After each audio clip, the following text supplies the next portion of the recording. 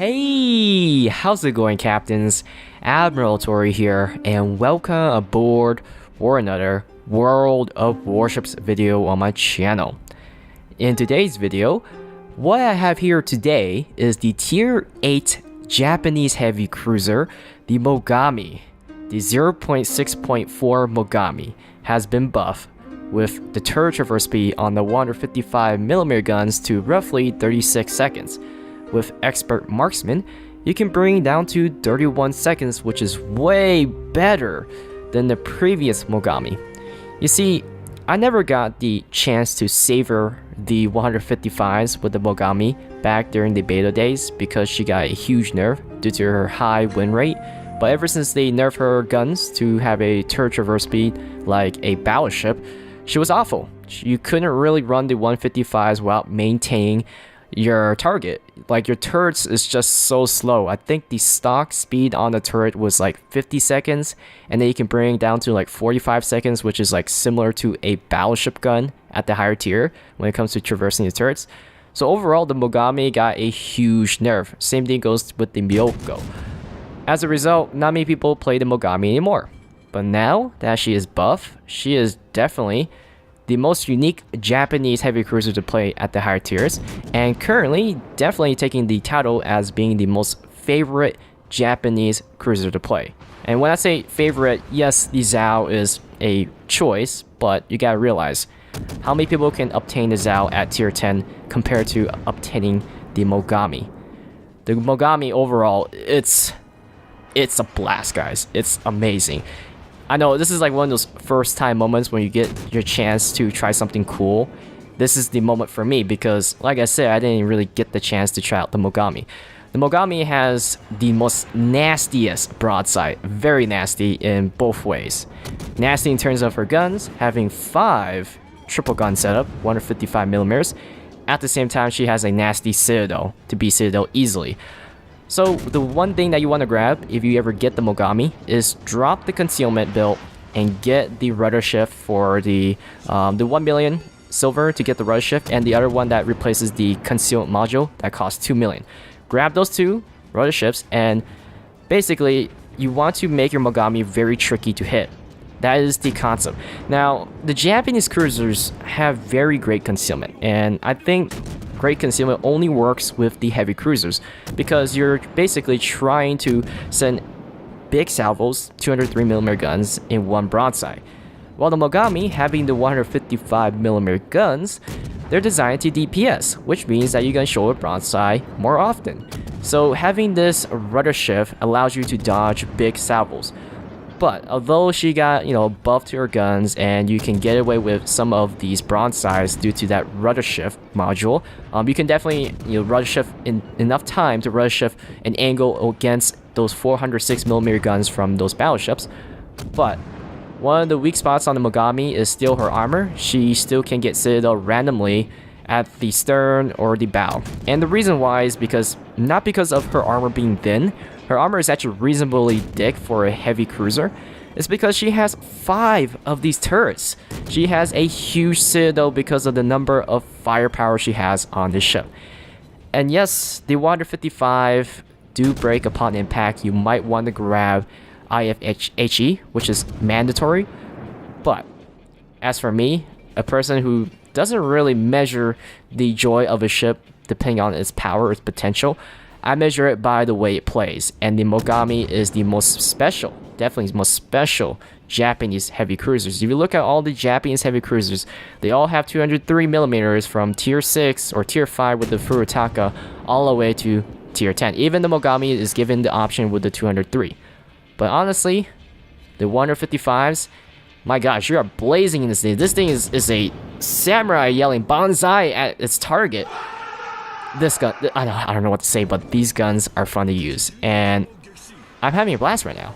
If you have never touched the Mogami or never gotten a chance, I strongly recommend you grab the Mogami. It's really fun. Now, the argument is being brought up again, like when you buff a ship, is it overpowered? Mogami isn't overpowered.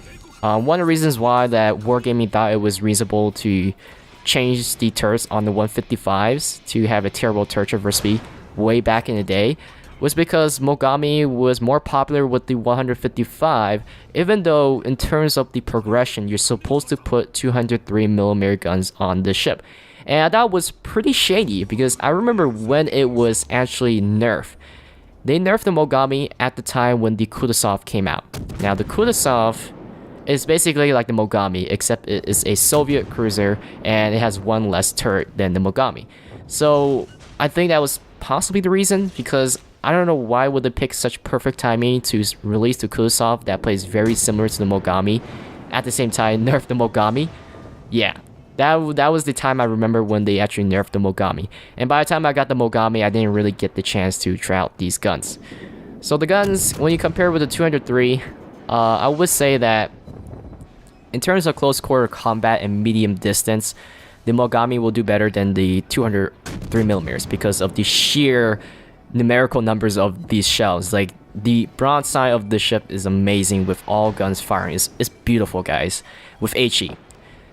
Now, the other reason you would grab the, what we call not the concealment, grab the rudder shift over the concealment is because, honestly, the concealment, I started to test out the rudder shift, and I find that the rudder shift is more reliable than the concealment modules. Like, it's just simply more reliable in most situations.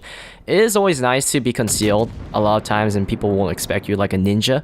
But in this case, the Atago might be a ninja, but with the Mogami, it is a samurai. You're supposed to be out there attacking people. There's really no point in grabbing the concealment expert and the module. If you bring this concealment down by 10 kilometers, like it's 10 kilometers for the concealment on the Atago, so that's my guess with the Mogami. So you shut off 2 kilometers over the fact that you can maneuver the ship more easily and dodge shells and take less damage. And the Mogami does not have repair like the Atago.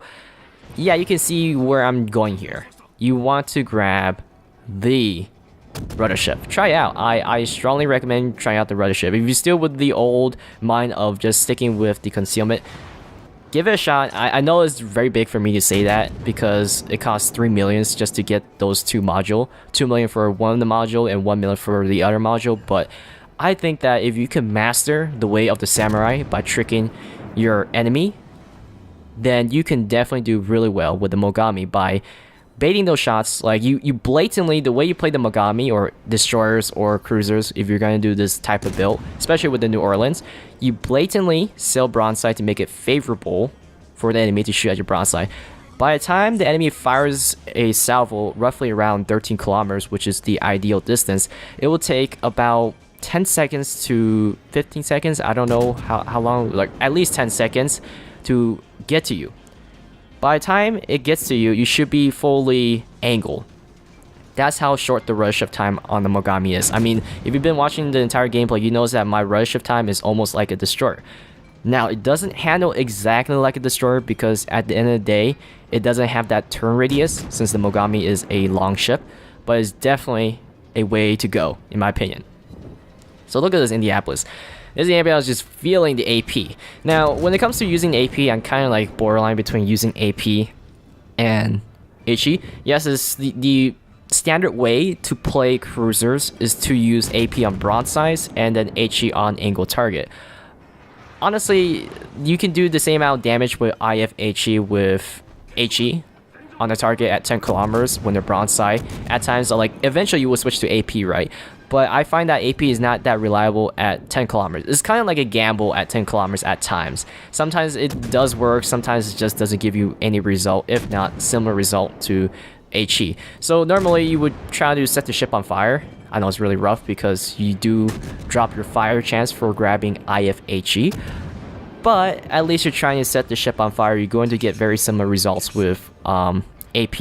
Now keep in mind, even if you have AP loaded, the getting citadels with APs, that's the biggest reason you would have AP loaded, is to get citadels. Aside from that, you're going to ricochet a lot, but getting citadels with the Mogami only really has a big effect if you can get into close range and score at least 3 citadels. 2 to 3 citadels is when it's worth.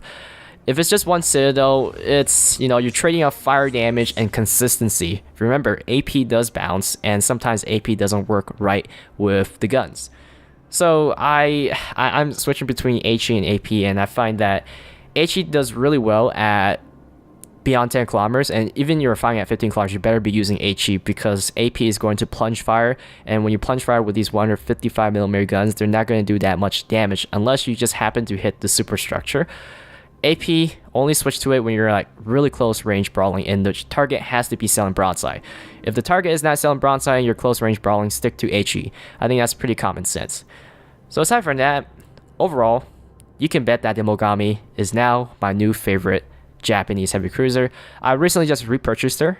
At the same time, I sold a lot of the modules on my Iowa, some of my favorite Day Grocer module, and then I think I sold my Takayo module.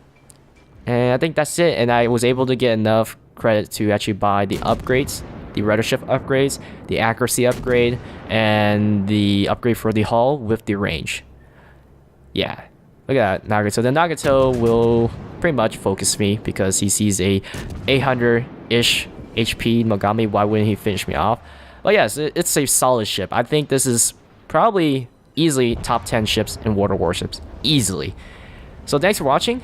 I hope you guys enjoyed this gameplay, and let's cue up the Japanese war drums.